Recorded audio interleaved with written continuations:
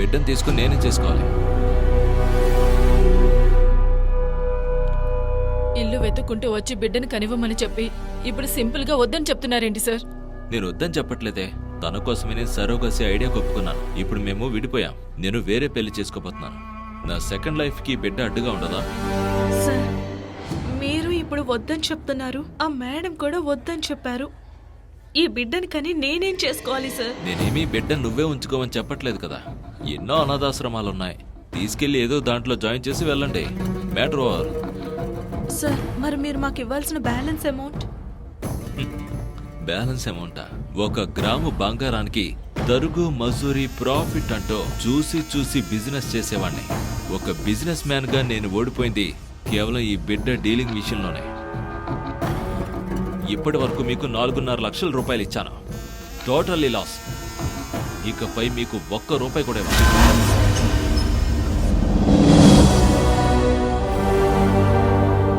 వయసులో ఉన్న ఆడపిల్ల జీవితాన్ని పాడు చేసేసి ఇప్పుడు ఇలా మాట్లాడుతున్నారేంటి సార్? మీకు ఇది న్యాయంగా అనిపిస్తుందా? ఇది చాలా అన్యాయం sir. Stop. I don't like this kind of a drama. Business చేసుకునే చోటుకొచ్చి న్యాయం అన్యాయం అంటున్నారు. అలా ఇక్కడ మాట్లాడకూడదు తెలుసా? Just get out. మా పాపం ఊరికే పోదు సార్. ఆ తర్వాత మీరు బాగుపడరు చెప్తున్నా. ఇటువంటి శాపాలు ఎక్కడొద్దు. మీరిద్దరు ఇప్పుడు వెళ్తారు లేదా? గాడ్స్. సార్ వద్దు సార్, అడగడానికి ఎవరూ లేరని ఇలా చెయ్యొద్దు. ఆ బ్యాలెన్స్ అమౌంట్ అయినా ఇవ్వండి సార్. సార్, మా నాన్నగారు చనిపోతారు సార్. మాకు రావాల్సిన డబ్బులు ఇచ్చేయండి సార్. ఇది చాలా అన్యాయం సార్.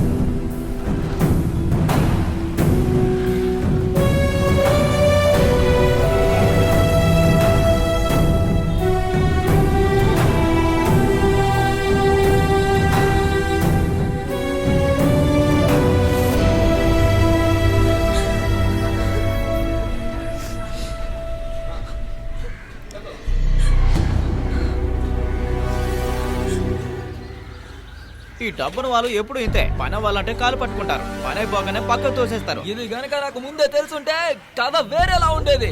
ఈ కిడ్నీలు అమ్ముకునే గోవింద్ ఉన్నాడు కదా, వాడే దీనంతటికి కారణం. వాడు కన్ను చేతికి చిక్కడంటే చచ్చాడు. డబ్బు కాసుపడి నీ కూతురు జీవితాన్ని నువ్వే నాశనం చేసావే. నేను వద్దని చెప్పానే.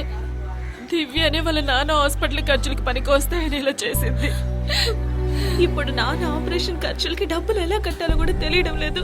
చూడమ్మాయి, నువ్వు దేనికి కూడా భయపడద్దు. మీ నాన్నని కాపాడవలసిన బాధ్యత మా సంఘానికి ఉంది. లాయర్ గారు మీరేమంటారు? అద్దె గర్భం చట్టం ప్రకారం ముందుగా ఒక పెళ్లికన్న అమ్మాయిని సెలెక్ట్ చేసుకోవడమే తప్పు. ఎంచుకునేటప్పుడు పెళ్ళయి పిల్లలున్న వాళ్ళని మాత్రమే ఎంచుకోవాలి. ఇక రెండోది, ఆ అమ్మాయి ఏదో విధంగా వాళ్ళకు ఒక రిలేటివ్ అయి ఉండాలి. మూడోది ఏంటంటే డబ్బుల కోసం ఆ పని అస్సలు చేయకూడదు. ఇదేది వాళ్ళు ఫాలో అవ్వలేదు. ఇప్పుడు పెద్దగా చదువుకోలేదు, అమాయకురాలు కాబట్టి నమ్మించి మోసం చేశారు. మనం గనక వాళ్ళ మీద కేసు వేసామనుకో 10 లక్షలు నష్టపరిహారం, 10 సంవత్సరాలు జైలు శిక్ష వేయించొచ్చు. నువ్వేమంటావమ్మా? ఇల్లు వెతుక్కుంటూ వచ్చి నా జీవితాన్ని నాశనం చేశారు. వాళ్ళని ఏదో ఒకటి చెయ్యండి. చూడమ్మా, నువ్వు అని ఒక మాట చెప్పు, వాడి కాలు చేతులు విరగొట్టి తీసుకొస్తాము. చేసిన ఏదో పనికి మనం ఎవరో చూపించాల్సిందే.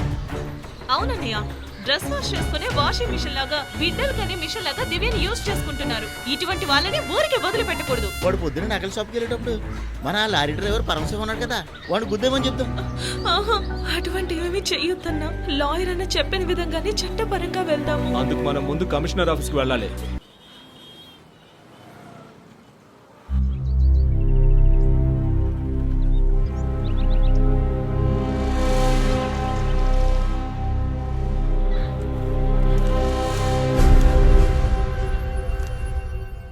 ఏటమ్మా ఇది అన్యాయంగా ఉంది. ఇలాంటి వాడిని వదిలిపెట్టకూడదు. నీ అర్జీని నేను కమిషనర్ గారికి ఫార్వర్డ్ చేస్తాను. ఖచ్చితంగా నీకు న్యాయం జరుగుతుంది. దివ్య, దీన్ని మనం ఊరికే వదలకూడదు. దీన్ని ప్రజల్లోకి తీసుకువెళ్ళాలి. తిరుపతి, నీ మొబైల్ ఆన్ చేసి వీడియో రికార్డ్ చేయి. నీకు జరిగిందేది వదలకుండా చెప్పమ్మా.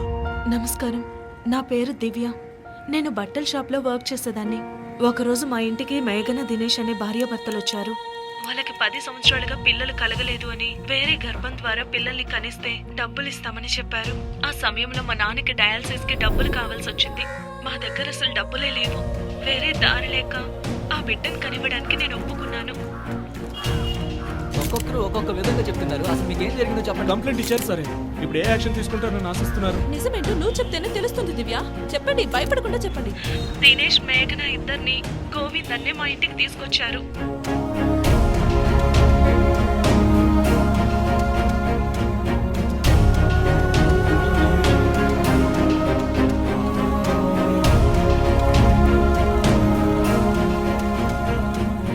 నాకు పెళ్ళవ్వలేదు, కానీ నా కడుపులో బిడ్డ పెరుగుతుంది. ఈ బిడ్డను ఏం చేయాలో కూడా నాకు తెలియడం లేదు. మీరే వాళ్ళకి ఎలాగైనా శిక్ష పడేలా చేయాలి.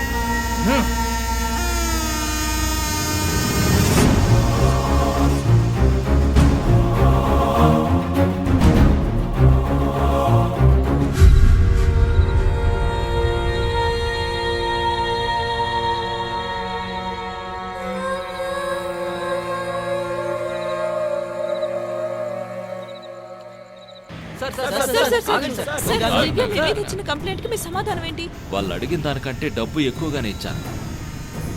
నా పేరు చెడగొట్టడానికి ఇలా చేస్తున్నారనుకుంటా. ఈ కేసు ఇప్పుడు కోర్టులో ఉంది.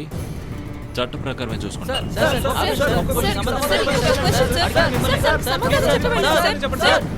వాళ్ళు డబ్బున్న వాళ్ళు, మీరేమో పేదవాళ్ళు.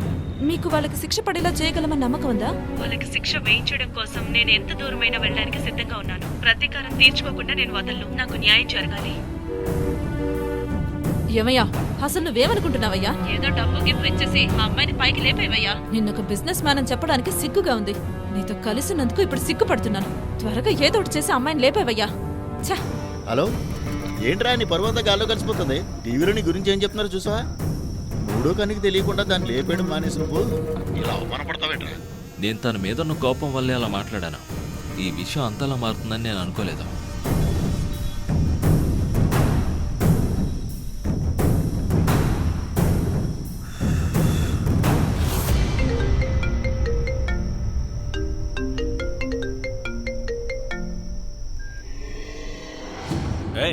బిడ్డను కనీసం మనం తీసుకెళ్లే ఈ చెత్త కుప్పలోనో అనాథాశ్రమంలోనో వదిలేసి రావడం తెలియదు. కానీ నీకు మీడియాలో రచ్చ చేసుకుంటాం ఎందుకు రాను? ఇలా చూడన్నా, ఈ న్యూస్ బయటకు వచ్చిన తర్వాత మన షాపుకి జనాలు రావడమే మానేశారు.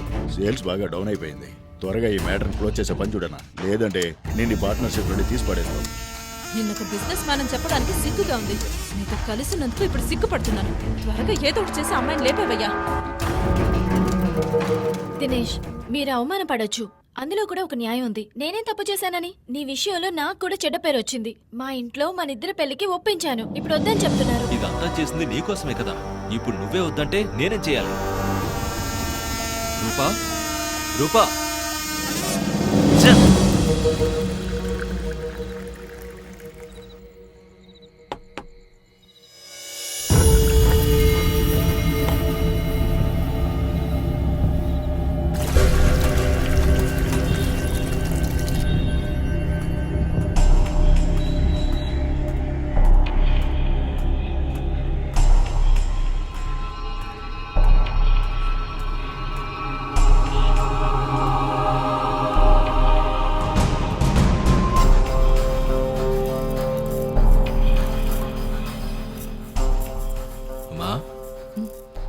ఎవరు?